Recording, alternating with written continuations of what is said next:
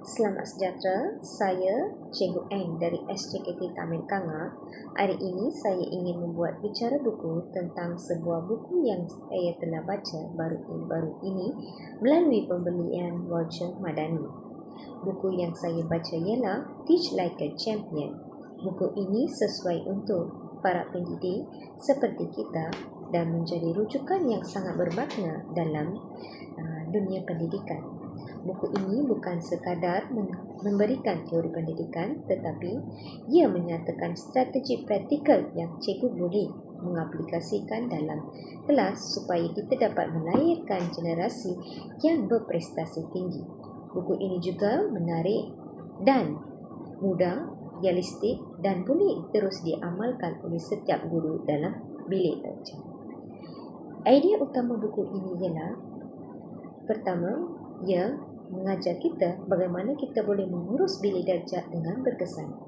Bilik darjah bukan sekadar tempat murid belajar, tetapi ia menjadi satu suasana yang lebih positif kepada murid supaya mereka dapat belajar dengan seronok, dengan gembira, dengan aktif dan sebagainya. So, guru haruslah menyediakan sebuah bilik darjah dari segi sosial, dari segi fizikal, dari segi pengudaraan dan sebagainya yang merangsang minat murid untuk belajar. Seterusnya, meningkatkan penglibatan murid. Buku ini memberi fokus bagaimana kita boleh meningkatkan penglibatan murid dalam PDP kita. Bermaksud, kita tidak hanya memberikan kepada murid, tetapi murid juga memberikan sesuatu kepada kita. So, berlaku komunikasi dua alat dan sebagainya. Seterusnya, membina budaya pembelajaran yang positif.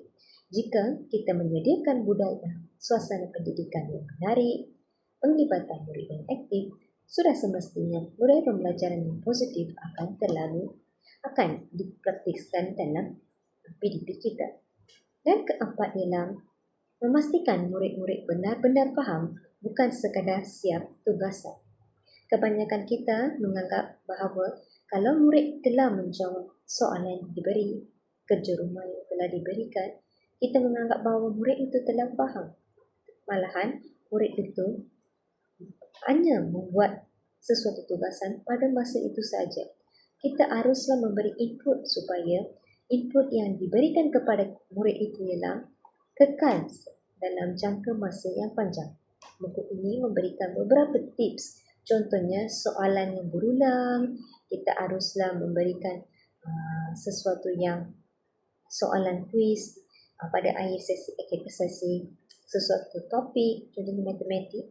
Pada akhir kita akan ada banyak standard pembelajaran. So, akhir topik itu kita boleh memberi latihan supaya murid dapat memberikan respon terhadap apa yang mereka belajar daripada awal sampai sekarang. Dan kita juga menanya soalan yang mengaplikasikan apa yang mereka belajar dalam kehidupan mereka seharian. Contohnya, murid belajar tentang wang.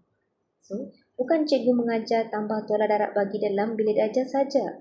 Cikgu haruslah memberi situasi sebagai contohnya di kantin sekolah, membuat satu suasana bank di kelas dan sebagainya.